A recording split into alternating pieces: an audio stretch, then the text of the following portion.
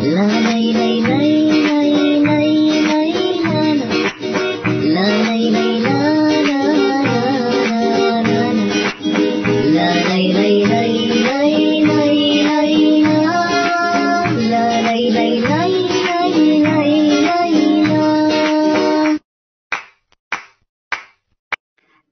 عليكم ورحمة الله وبركاته، والصلاة والسلام على خير الأنام سيدنا محمد عليه أفضل الصلاة والسلام.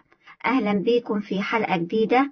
حلقة اليوم خاصة بطلبة وطالبات الصف الخامس الابتدائي. هشرح مادة اللغة العربية المنهج الجديد الترم الثاني. هناخد الموضوع الثالث، مشروعي الصغير، نص معلوماتي مفاتيح النجاح. صلوا صلوا صلوا على رسول الله، صلوا صلوا صلوا على رسول الله. نص معلوماتي مفاتيح النجاح. ما مفهومك عن النجاح؟ وهل يقتصر فقط على النجاح الدراسي؟ وهل للناجح صفات محددة؟ لن تكف عن هذه الأسئلة ما دمت تبحث عن النجاح. النجاح هو تحقيق الهدف المرجو الوصول إليه، وهو الشيء الذي يسعى إليه الجميع، التلميذ والعامل والمدير والمعلم والعالم وغيرهم. فهو لا يعني فقط حصولك على أعلى الدرجات، ولكنه أمر يشمل جميع مناحي الحياة. فقدرتك على تحقيق إنجاز في فترة زمنية محددة وبعوامل بعينها نجاح، وتطوير مهاراتك الشخصية والمهنية نجاح، واستطاعتك تكوين علاقات اجتماعية مميزة نجاح. كما أن الدراسات جميعها تؤكد أن النجاح ليس أمرا بالغ الصعوبة كما يعتقد بعض الناس، ولكنه يحتاج للصبر والعزيمة ولبعض العوامل والمفاتيح كي تصل إلى ما تصبو إليه. يبقى درسنا النهاردة بيتكلم عن النجاح، وإيه هو معنى النجاح. النجاح إزاي أنت تقدر تحقق هدفك اللي أنت بتتمناه، وأنت إزاي تقدر تسعى إليه. التلميذ بيسعى للنجاح، العامل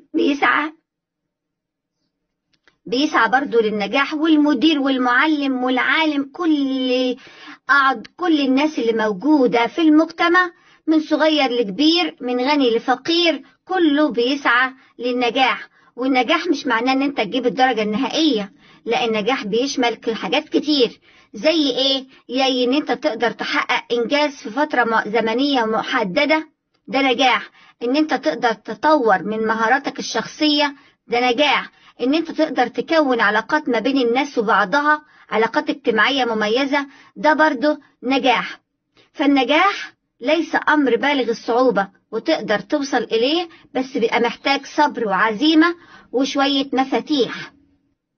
تعالوا بقى نشوف ايه هي أهم عوامل النجاح. أولا، تحدد أهدافك جيدا وبشكل دقيق، حيث ينبغي على من يبغي النجاح أن يضع أهدافا محددة لنفسه، بشرط أن تكون هذه الأهداف واقعية تتماشى مع قدراته ومستواه المعيشي. فيمكنك أن تقسمها إلى مجموعتين، هما أهداف طويلة الأجل اللي هي المدى بتاعها طويل في المستقبل، وكمان أهداف أخرى قصيرة الأجل اللي هي ممكن تحصل معاك في الفترة الزمنية القريبة. وذلك لأنه يمكن للأهداف قصيرة الأجل إن هي تقودك إلى إنجاز تلك الأهداف الطويلة الأجل. كما أنه أيضا عليك برضو أن أنت لازم تطور ذاتك باستمرار في المجال اللي أنت عايز تودي النجاح فيه. تقعد تقرأ كثير، تحضر دورات تدريبية كثيرة، الدورات دي بتخدم هدفك اللي أنت بتطمح لتحقيقه. يبقى ده أول مفتاح النجاح، اللي هو تحديد الهدف. أمال المفتاح التاني هو وضع خطط تتسم بالوضوح والدقة. لازم تحط خطة وتكون الخطة واضحة وفيها دقة، حيث تتمكن من تحقيق كل اللي انت بتتمناه. فالعمل بشكل عشوائي طبعا ده بيعمل تشتت للذهن وعدم تركيز، لكن انت لما تشتغل بعمل وتخطيط ودقة ونظام هتقدر توصل لهدفك في أقل وقت. طب تعالوا نشوف كده المفتاح الثالث للنجاح هو إدارة الوقت. الوقت مهم جدا، لأن الوقت ده من أهم عوامل النجاح. فالشخص اللي عايز ينجح لازم يتعلم المبادئ الأساسية لفن إدارة وتنظيم الوقت ضمن جدول زمني محدد، كما أنه يستثمر وقت فراغه. حتى لو أنت عندك وقت فراغ ما تسيبوش يروح كده بلا قيمة، لازم تستثمره في أشياء لها قيمة. زي إيه؟ زي إن أنت ممكن وقت فراغك تمارس الرياضة المفضلة بتاعتك، أو الهواية اللي أنت بتحبها وتشعر ناحيتها بالراحة، زي الرسم أو القراءة أو ما شابه ذلك. أما مفاتيح النجاح فكثيرة منها. أول حاجة الدافع. يعني ايه الدافع؟ ان انت لابد ان انت يكون لديك دافع قوي. فالدوافع بتلعب دور قوي في تحفيزنا على احراز النجاح. يعني انت عندك هدف ان انت عايز تبقى حاجة في المستقبل، فتلتقى في دافع من باباك ووالدتك ومعلمك. في دوافع كتير بتخليك تصر ان انت توصل للهدف، والدافع الحلو ده بيمدك بالطاقة الايجابية علشان تقدر تكمل وتوصل لهدفك.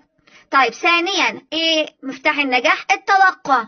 ان انت لازم تقعد تفكر، والتفكير بتاعك ما يكونش سلبي، لازم تفكر بشكل ايجابي، لان التفكير السلبي لا بيودي ولا بيجيب، بالعكس بيضيع الوقت. اما التفكير الايجابي وتوقع الخير بيجعل تفكيرك في اتجاه محدد، وبيجعل تركيزك اقوى، وبيؤدي الى الانجذاب لهذا الاتجاه. طيب تعالوا نشوف كده ثالثا اللي هو الصبر والاصرار. لازم تصبر ولازم تصر ان انت توصل للنجاح، ودول من اهم مفاتيح النجاح. ولا بد ان تعلم انه ما في من شيء يتحقق بين يوم وليلة. عمر الهدف اللي انت عايزه ما يتحقق في يوم وليلة، لازم تقعد فترات طويلة وتصبر وتصر. فإذا أخفقت مرة فحاول مرات عديدة، وتعلم من خاطئك في المرة الأولى. زي ما كان بيقول توماس أديسون: أنا لم أفشل، أنا ببساطة وجدت 1000 حل لا يعمل. وأن العديد من حالات الفشل في الحياة هم الذين لم يدركوا مدى قربهم من النجاح حين أقدموا على الاستسلام. تعالوا نشوف رابع واحدة، وهو الثقة بالنفس والإيمان بالذات. لازم تبقى أنت واثق بنفسك، وعارف قدرات نفسك، وعارف قيمتك، وتؤمن بذاتك. وطبعا دي أقوى مفتاح للنجاح، لابد أن تحمله في رحلة نجاحك. فالثقة في نفسك هي إيمان المرء بقدراته بلا إفراط أو تفريط. فحين تثق بنفسك هتكون ثقة معتدلة بدون غرور، ستتمكن من تحقيق أي هدف تريده. إن مسالك النجاح وطرق كثيرة، فلو أنت سعيت لبعضها فلا تكتفي بما وصلت إليه. واسع لأنك تسلك بعضها الآخر، بل ابحث بنفسك عن مسالك أخرى للنجاح، ونقب عن دروب جديدة لم يسبقك إليها أحد حتى تكون ناجحا ومبدعا.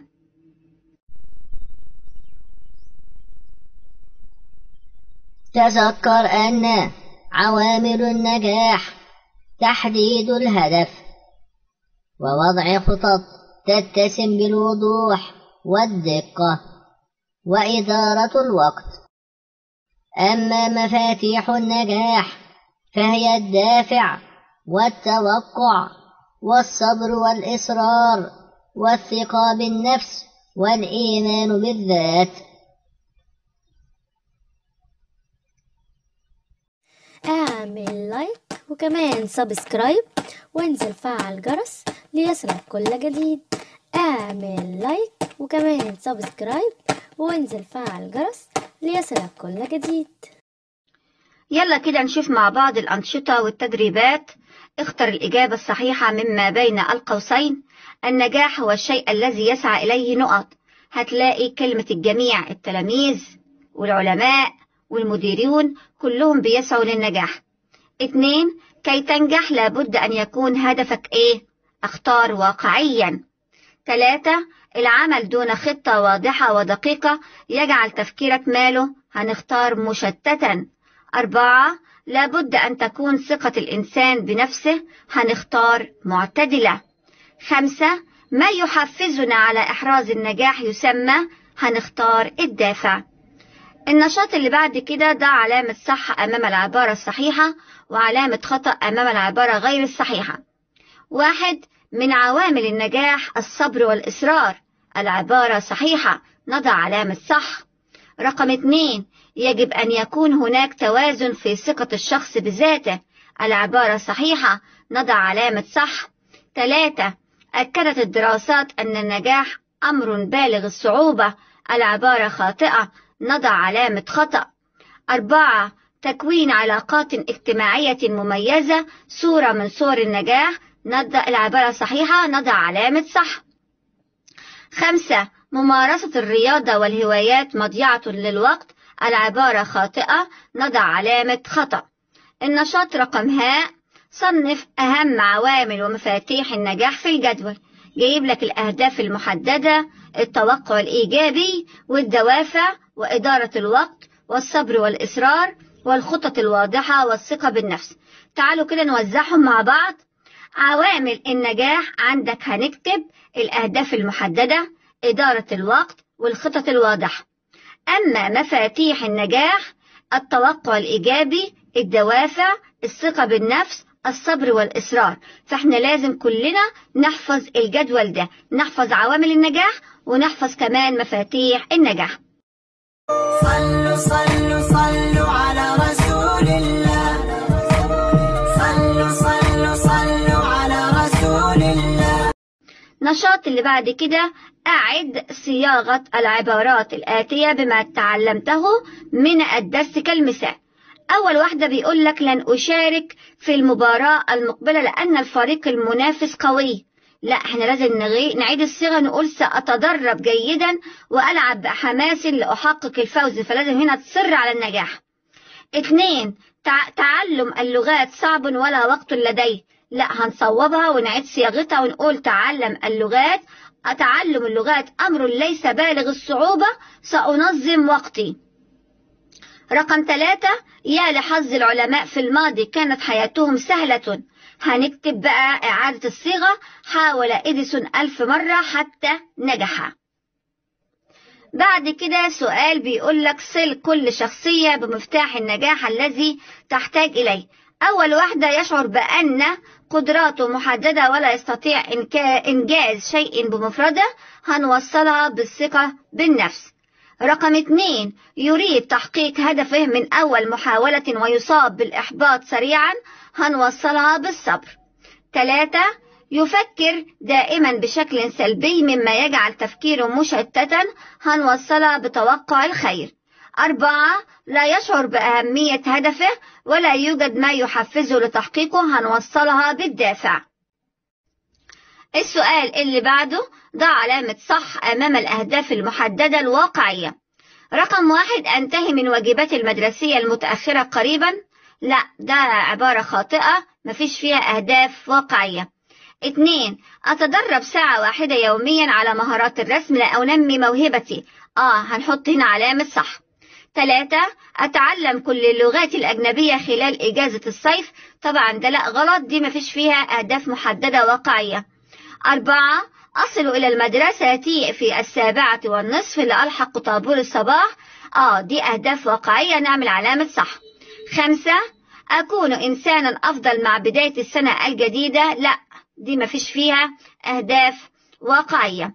النشاط رقم أكمل لتوضح كيف تقودك الأهداف قصيرة الأجل إلى إنجاز الأهداف طويلة الأجل. تعالوا نشوف كده الأهداف القصيرة. 1 أمارس السباحة 2 أسبوعيا. هنيجي نبص الأهداف الطويلة، لما أعمل كده هحصل على المركز الأول في مسابقة السباحة. 2 أقرأ صفحة واحدة كل يوم. يبقى هتؤدي إلى أن أنا أنتهي من قراءة القصص خلال إجازة الصيف. 3 نقط وقدامها الهدف الطويل، أوفر مبلغا كافيا لشراء كاميرا تصوير احترافية.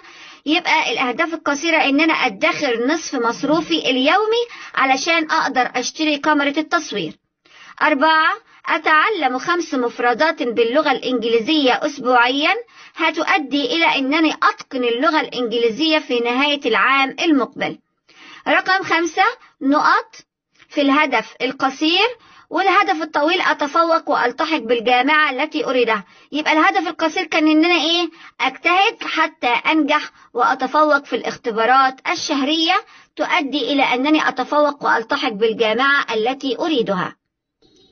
السؤال اللي بعده، اختر المعنى المناسب للكلمة الملونة في كل جملة. ما أجمل أن تمارس هواية في وقت فراغك. معنى هواية: اختار عملا محببا. 2.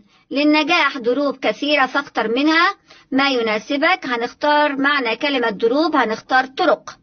3. اجتهد حتى تحقق ما تصبو إليه. معنى تصبو هنختار تميل. 4. كف عن التذمر والشكوى وفكر بإيجابية. هنشيل أو هنجيب معنى كلمة كف، هنختار امتنع. 5. الإفراط في تناول السكريات يسبب البدانة. معنى الإفراط هنختار تجاوز الحد. وبكده أكون وصلت معاكم لنهاية الأسئلة. أتمنى لكم التوفيق والنجاح.